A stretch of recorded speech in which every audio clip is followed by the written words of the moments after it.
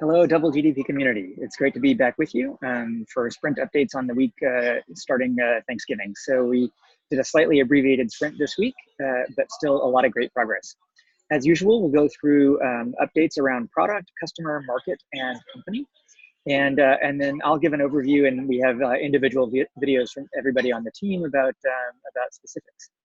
On the product front, I'd say the big effort this week has been around resiliency and just trying to make sure that we have a good backup plan in place for everything that we can think of that might go wrong. We started the sprint off with a pre-mortem where we again went through that exercise where we hypothesize what an outage might look like, or some extended period of not having access to the application. And we try to imagine what went wrong and why it happened and what we would do differently to fix it. And what we came up with, I'll share something here. That sort of led to a resiliency plan where we have a bunch of things in place, or a plan in terms of the things that we want to build out to try to prevent anything from going wrong.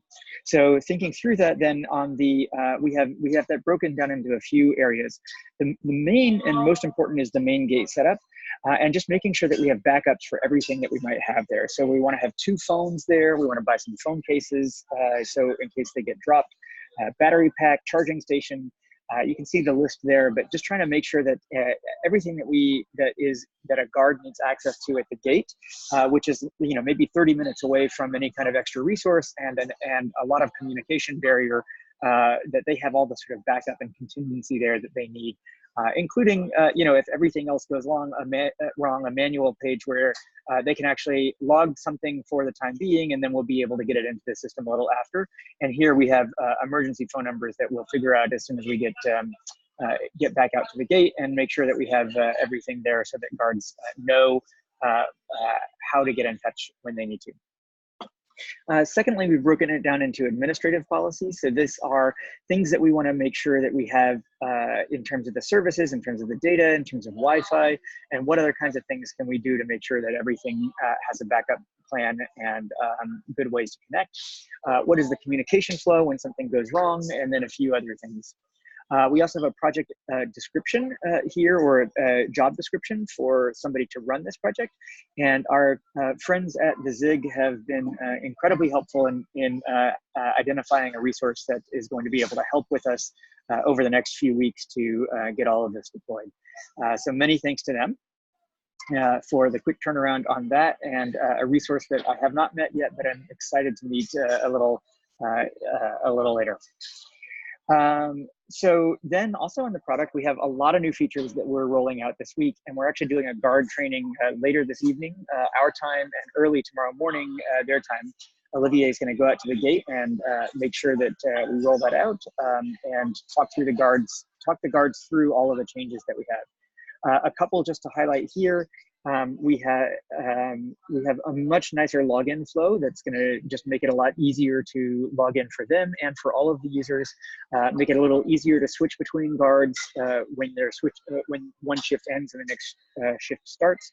A wait timer that helps them understand sort of how long they've been waiting on feedback from Coniso, so they can set the right expectation with somebody that's there. And a flashlight, which was actually Muya's suggestion. This was something I'm really thrilled with the work that Olivier has put in on this. It's a bit of a hack to get the browser to be able to control the torch on the phone, but he did a lot of work this week to try to make it work with the Samsung A10s and just make sure that that's actually working well. So excited to see how that rolls out. This came from the idea that Muya shows up late at night and he prefers to use his badge rather than his phone ID. And so having the flashlight shine on that is actually helps the phone be able to read the QR code from the badge.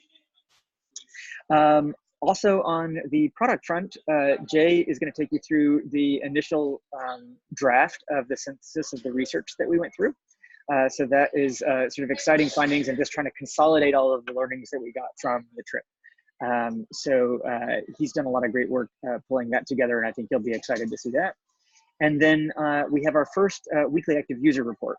So on the report this week, we got 17 active users. We think that's probably an overestimate because, you know, when we were doing a lot of testing and training the week before, I, for instance, logged in from multiple different browsers on multiple different devices and with different accounts. So I had a test account for a guard and for an administrator.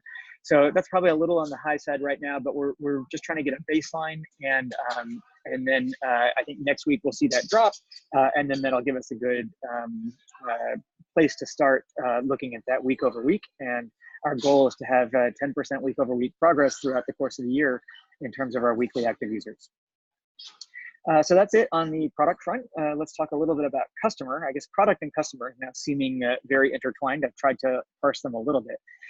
On the customer side, we do have a guard training rolling out tomorrow, or late tonight, early tomorrow morning, as I've said.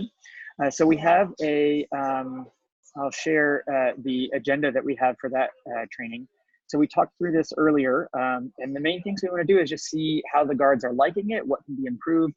We want to capture the phone numbers and capture a little bit of information there. We'll take them through the new login flow and then a few of the nice things that we've rolled out for them. Oh, one that I even forgot to mention in the earlier thing is the vibration on the white page now. So we observed as we were out there that the guards often will have a conversation during the period that they're waiting on approval. And so now the phone will come back if they're not constantly looking at the phone. It'll give a little vibration when they've received approval to allow the person in, so that they don't have to pay quite as close attention to that. We'll talk them through some of the communication procedures if something goes wrong, and we want to deploy our first base station resiliency part.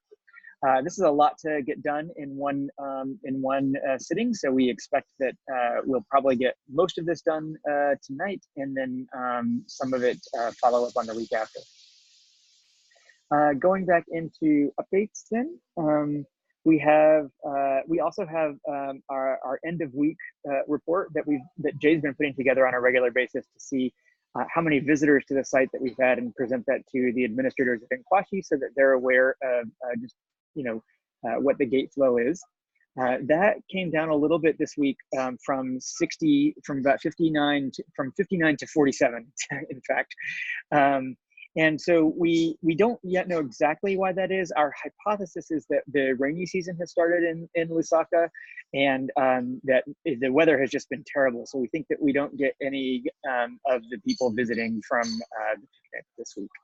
But we'll learn a little bit more. I have another conversation planned with Kwaniso tomorrow after the guard training, and hopefully we'll learn a little bit more about that and see if that diagnosis or that suspicion makes sense.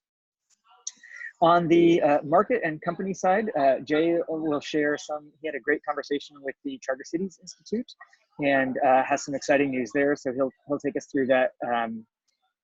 And then on the company side, probably the most exciting thing that has taken place in this week is that we have interviewed and met a great candidate that we would like to bring on for engineering. And so we will hopefully have good announcements in the next couple of weeks there. But a lot of work went into that, and just trying to get our process down in terms of the hiring. It was a bit of a rush for us to try to put everything together and try to get everything in place. But I'm glad that we did it. And I think we've identified a candidate that we're really, really excited about.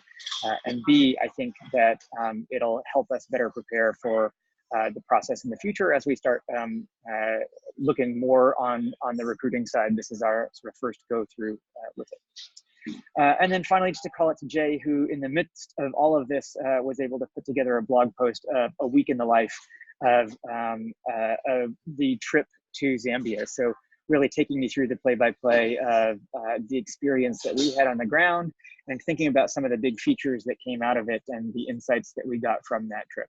So it's kind of a fun read, and I recommend it to anybody that is following us.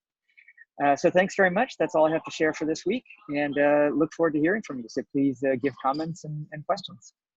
Take care.